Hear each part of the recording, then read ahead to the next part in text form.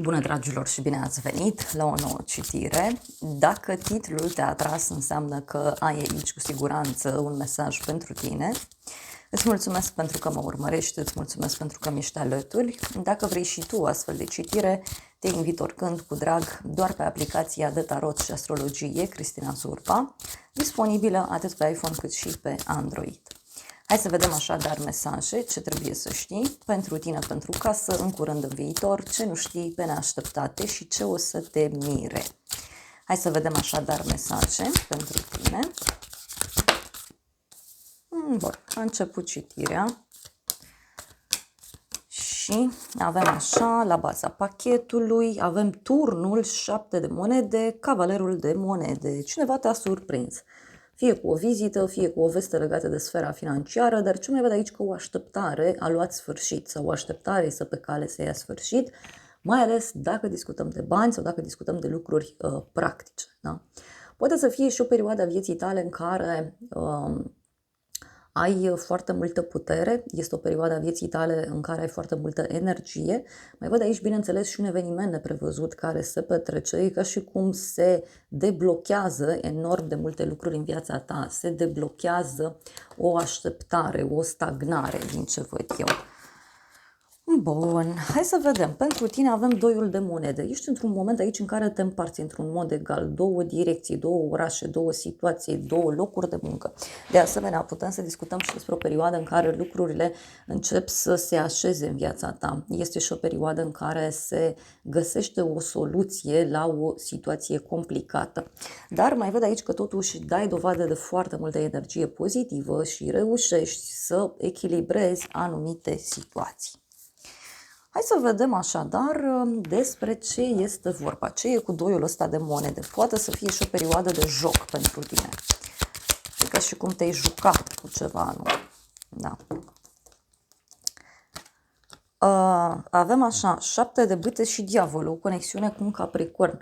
Ai foarte multă încredere în tine, în relația cu tine, ai foarte multă încredere în pasiunea ta. Ce mai văd aici e că ești într-un moment în care iei atitudine, fie într-un proiect, fie într-o relație.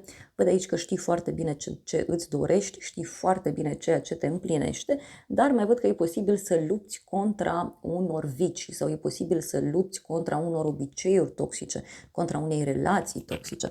Aici poate să fie și o luptă oarecum cu tine. La bază ce avem? Avem regele de spade și cu 6 de cupe. Poate are legătură cu un inamic. Dar este și o persoană ușor duală, ciudată, pe cât e de matură această persoană, pe atât e și de copilăroasă, fie în modul său de a acționa, fie la nivel emoțional, este o persoană imatură. Mai văd pentru unii și o legătură cu o zodie de aer, Gemeni, Balanță, Vărsător, dar văd că în acest moment e ca și cum îți faci planuri, îți faci strategii. Bun. Pentru casa ta avem regina de spade, o legătură cu o zodie de aer, Gemeni, Balanță, Vărsător. Pentru casa ta este o perioadă în care lucrurile devin mult mai clare, mult mai sigure. Poate, uite, ai o femeie importantă care te poate ajuta să-ți clarifice anumite situații. Și de asemenea, mai văd aici faptul că te afli într-o perioadă în care fie simți nevoia să stai mai mult singură, fie este o perioadă în care preferi să îți faci ordine, să-ți pui lucrurile la punct. Hai să vedem pentru casa ta, ce cu regina asta de spade. 5 de monede. Aici, atenție puțin pe sănătate, să nu răciți, da? Atenție puțin. Pe de altă parte, uite, simt că dacă ești femeie, simți nevoia să stai mai mult singură, pentru că aici văd clar că a fost o dezamăgire, a fost o problemă.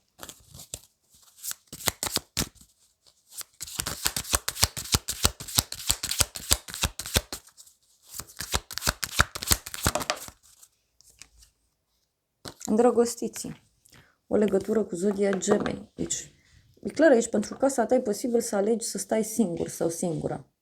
Tocmai pentru a evita o anumită durere. Posibil pentru unii să fi luat și o hotărâre legată fie de o separare, fie de o pauză într-o relație.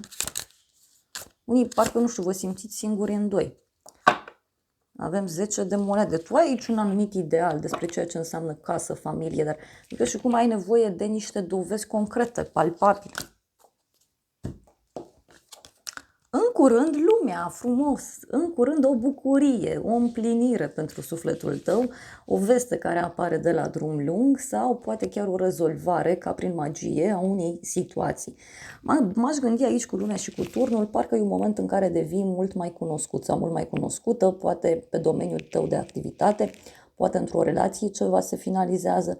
Pentru unii văd aici în schimb o veste bună care vă poate aduce enorm de multă liniște și pace. Hai să vedem în curând ce e cu lumea.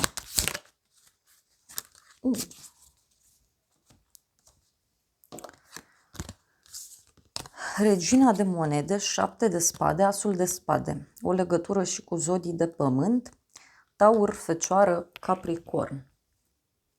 În curând văd aici o veste bună, dar de care parcă te bucuri singură, da? Sau poate e o veste care ține de o femeie sau de o instituție cu nume feminin.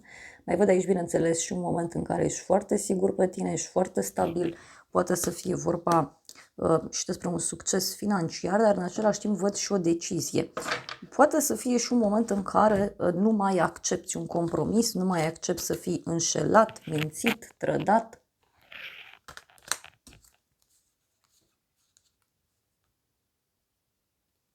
E ca și cum îți arăți puterea în fața lumii, arăți ceea ce poți, arăți ceea ce tu ești. Regele de spade. Iar a ieșit regele ăsta de spade. Poate niște planuri pe care tu le aveai, acum încep să se deblocheze. În viitor avem regele de cupe, o legătură cu o zodie de apă, Rac, Scorpion sau Pești, dar văd clar energia unei persoane răbdătoare, este o persoană care e ușor de influențat, dar și cineva care e posibil să treacă printr-o transformare din punct de vedere emoțional.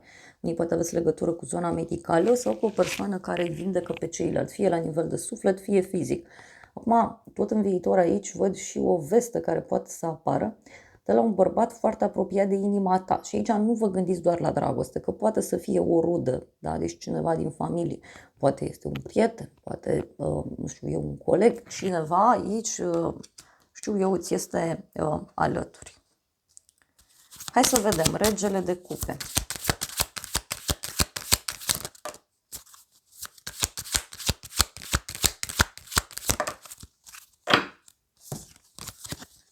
Nouă de cupe, 5 de spade. În viitor, uite, e cineva care, nu știu, se simte rănit în suflet. Poate să fie și o persoană care se folosește de o anumită situație în care se află. E cineva care este mult mai dur aici. Cineva care își urmărește interesul.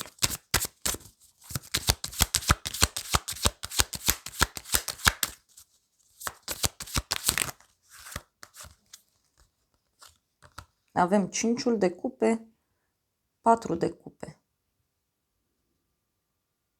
în viitor. Cred eu că voi aici, în viitor, veți avea legătură cu un om care este foarte sensibil. Uite, e trist, e supărat, are niște regrete. Doar că e și morocănos, da? E și supărăcios din fire, nu acceptă orice. Ce nu știi tu? Regele de monede, cam mulți regi.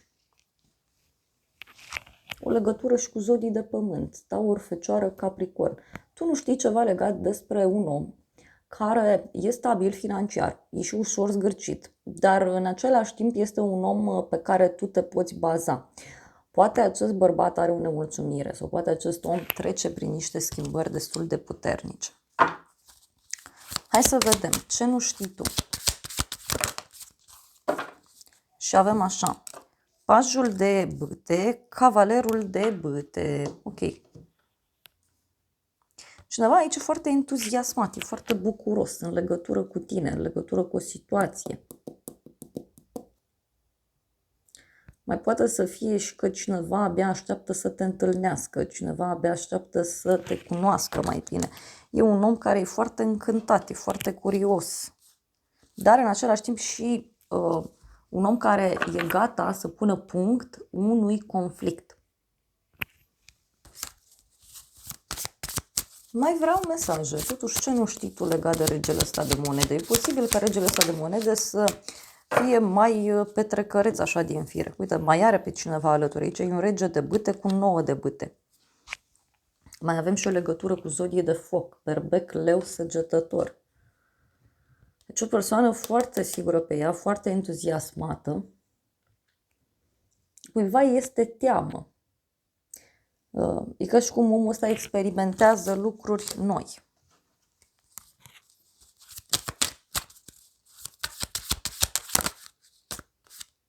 Cavalerul de spade. Poate omul ăsta, nu știu, se ceartă cu cineva. Doi bărbați care au niște discuții ciudate. Care sunt ușor agitați.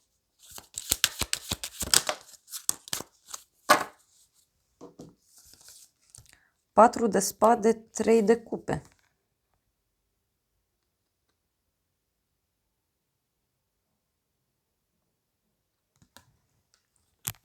Nu știu, două persoane care au niște discuții în pauza de masă sau au niște discuții undeva la o petrecere sau într-un moment de relaxare.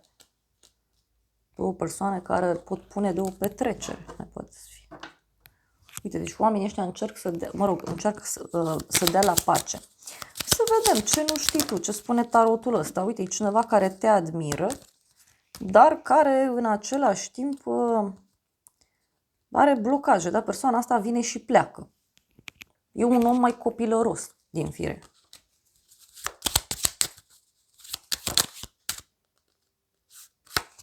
Și avem un cadou, deși cineva care vrea să-ți facă o reducere, un cadou.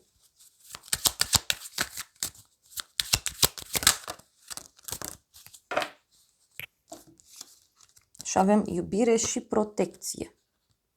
Deci e un personaj aici care te protejează. Cineva care ține la tine, te protejează și probabil te protejează, așa cum spuneam, de omul ăsta care este cam inconstant aici. Pe neașteptate, 7 de cupe. Pe neașteptate cineva aici care are niște așteptări care nu sunt reale. Cineva în jurul tău îți poate propune anumite lucruri, doar că câteva pot fi realizate, câteva nu. Tot 7 ăsta de cupe, uite, poate să reprezinte și cineva care își face tot felul de planuri. Cavalerul de cupe, într-un moment, uite, e cineva care parcă pierde contactul cu realitatea sau nu e foarte stăpân pe sine.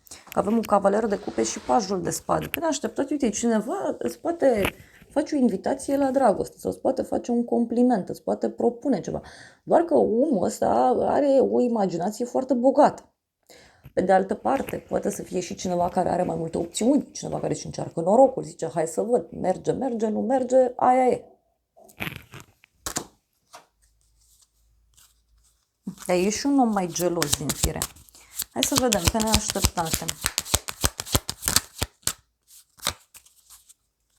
4 de monede. O persoană foarte sigură pe ea, foarte stabilă. Și avem și regina de spade, uite. Regina de spade și cu soarele. O legătură cu zodia leu. O femeie care, nu știu, pe de altă parte se bucură alături de tine. Veștile astea care apar te fac să te simți într-un mare fel, mai ales dacă ești femeie. Dar mai avem aici, bineînțeles, și un personaj care e furios, e nervos. Sau lucrurile astea, uite, te pot enerva ca și femeie.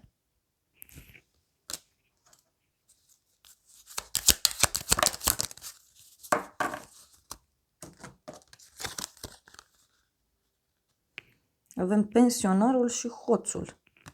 Da, are legătură, uite, cu cineva care promite și nu face sau cineva care s-a oprit din a face, doar promite, spune povești și atât.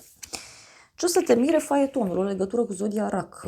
Cineva care e pornit aici pe un război, cineva care e pornit să acționeze, cineva care pune lucrurile în mișcare, cineva care începe să acționeze.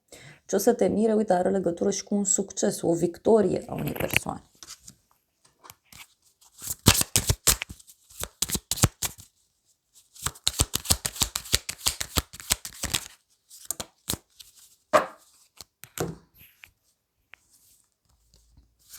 Asul de monede, asul de bâte, 2 de cupe. O propunere care fie ține de un proiect, fie este o propunere care ține de un nou început, o propunere care ține de o relație nouă, un succes aici pe care îl poți avea. Mai vreau o carte. Ce o să te mire?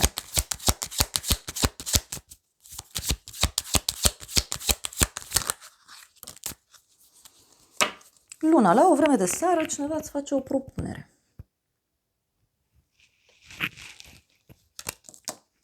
Dar e o persoană confuză. Uite, e cineva cu foarte multă pasiune, cineva care vrea să vină către tine.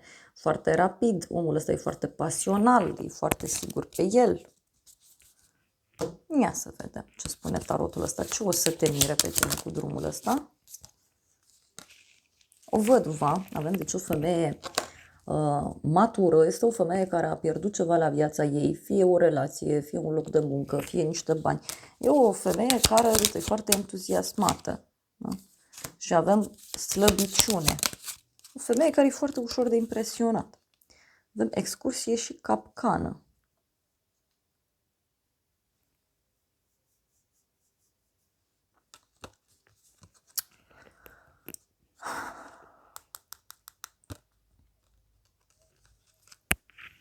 Poate cineva care îți propune aici o călătorie, îți propune o întâlnire.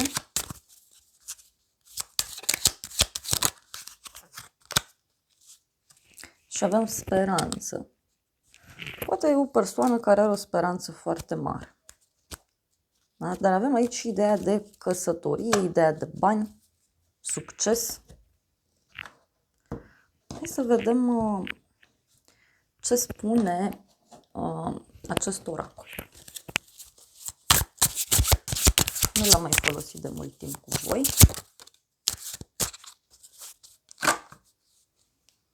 Avem cifra 1, misiune. Încep să mă concentrez pe misiunea mea și conexiunea noastră face parte din acest aspect. Poate cineva care te invită să mergeți împreună pe același drum, să mergeți împreună în aceeași direcție. Avem comunicare, te privesc pe social media și pe internet. Este felul meu de a sta aproape și de a afla mai multe despre tine. Deci cineva aici care totuși își dorește să te cunoască mai bine.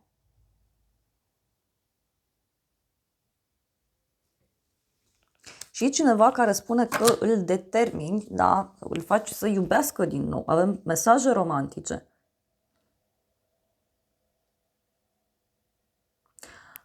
Acum mult timp am distrus aceste părți din mine de a vrea iubire, romantism și intimitate, dar tu m-ai făcut să vreau aceste lucruri din nou. Cineva care, știu eu, ți-a propus ceva important. Dar mai ved aici și niște minciuni karmice.